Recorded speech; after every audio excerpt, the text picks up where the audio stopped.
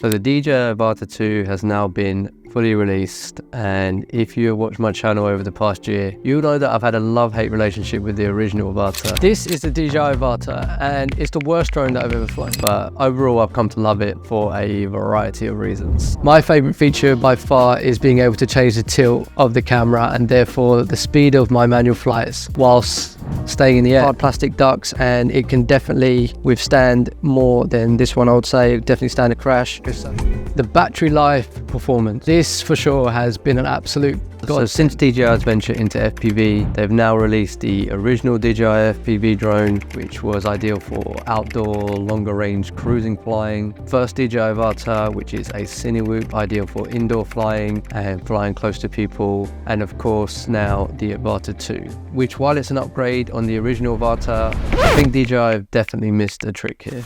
With the laws on DJI drones becoming stricter in many parts of the world, more and more pilots are on the search for drones that will allow them to fly more without having to go deep into accessing flying permissions and lots of legal paperwork, as well as dealing with all that remote ID bullshit. The solution for this for a while in the FPV community has been the sub 250 gram drone. And with DJI being the original masters of this category with their incredible series of mini drones, I thought they would have looked to go down this route sooner, to be honest. And according to this poll that I put out on the DJI Avata Facebook group, even the majority of current Avata drone owners seem to agree with me. So other than the laws, why else is now the right time for DJI to make a sub 250 gram FPV drone? So a quick history lesson going back a few years, the innovation of these sub 250 gram cineWhoops was definitely more of a complicated feat. The drones themselves had to be very small and lightweight in order to compensate for carrying not just the camera we see through our goggles, but one of these.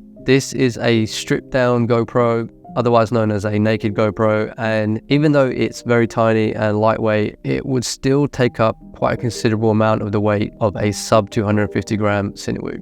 It would mean the quad itself would have to be no more than around 120 grams because half of the weight would be added on with the battery and the naked GoPro. Having to make a drone this small and lightweight of course meant the material would be more of a thin light plastic rather than a thicker, heavier carbon fiber frame around the ducts. The carbon fiber is something that we're more used to on heavier FPV cineWhoops, and the lightweight plastic is of course never been as durable, and any sort of crash or mishandling would mean that the whole drone could just stop working. They were basically very sensitive to any type of crash, and I know this firsthand. These are 3 sub 250 gram cineWhoops that I bought in the past from reputable companies in the FPV world such as Beta FPV, iFlight and GepRC, and all have had issues with frames breaking upon light crashes, as well as FCs and ESCs, and naked GoPros themselves malfunctioning with no apparent reason as to why.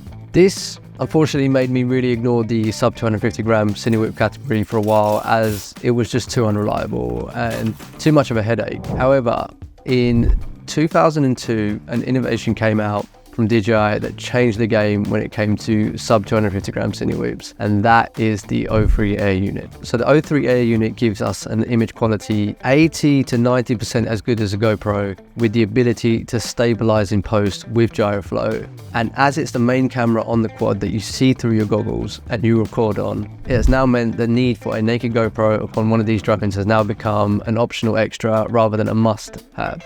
With the weight saved from now not having to put a naked GoPro on top, companies have now started to make the sub 250 gram cineWhoop category more robust than before. And here is a drone that I recently purchased that is proof of this. So this is the Dollyfly 25, actually made from a company called Sub 250, and believe it or not, they specialize in sub 250 gram FPV drones. And yes, with this drone, they actually have included a carbon fiber frame all the way around, even around the ducts, which has meant that it's been very durable and reliable, and all the parts inside much better protected. So I'm out here in the middle of nowhere in a cool little Airbnb, so I think it's a perfect little spot to give it a riff around and see what we can do with it.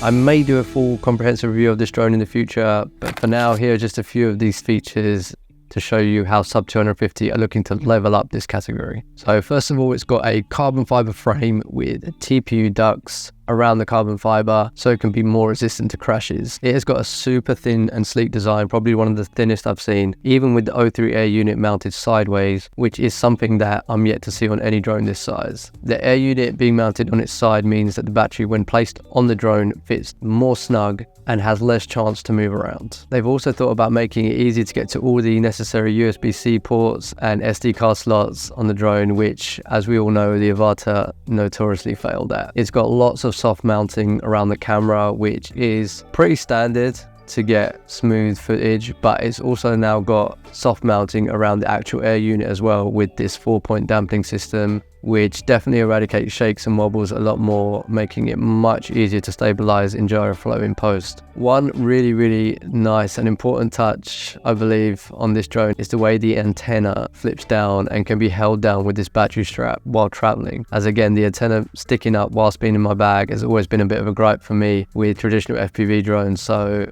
I hope more companies can follow on with doing something more creative with the antennas when traveling. So on top, they've got a cap that can be removed to install a naked GoPro mount, which is included. And if you don't want to install a naked GoPro mount, there's also this mount for a GPS, if that's something that you want, or obviously you can just leave it as it is. It's got 1404 4500 kV motors and an all-in-one FC ESC, which is 35 amps, 2.5 inch props, as well as an inverted pusher design similar to the DJI Avata. One little annoying thing I would say compared to the Avata is that the camera lens is not that well protected like the Avata, that has the ducts to prevent the lens from being damaged in a crash. However, at least they have had the awareness to include a UV filter or lens protector for that extra added layer of protection for the lens. So from my testing so far with this drone, it flies very smoothly and has got a bit of a punch to it. It is a 4S drone, and with my normal lower rates for 250 gram drones, I'm getting about 6 minutes with slow cruising flying in non-windy conditions, and that is using the sub 250 720 milliamp hour batteries. Pros and cons of sub 250 gram cineWhoops in general. Now,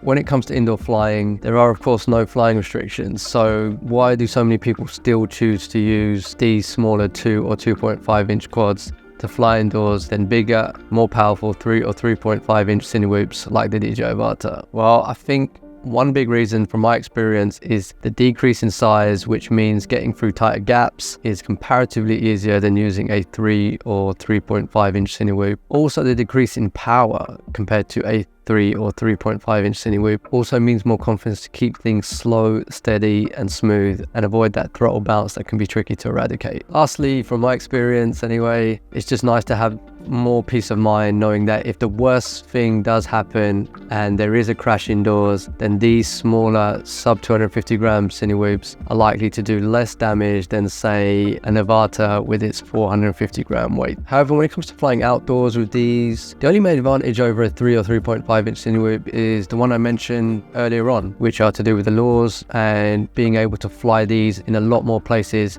that these cannot.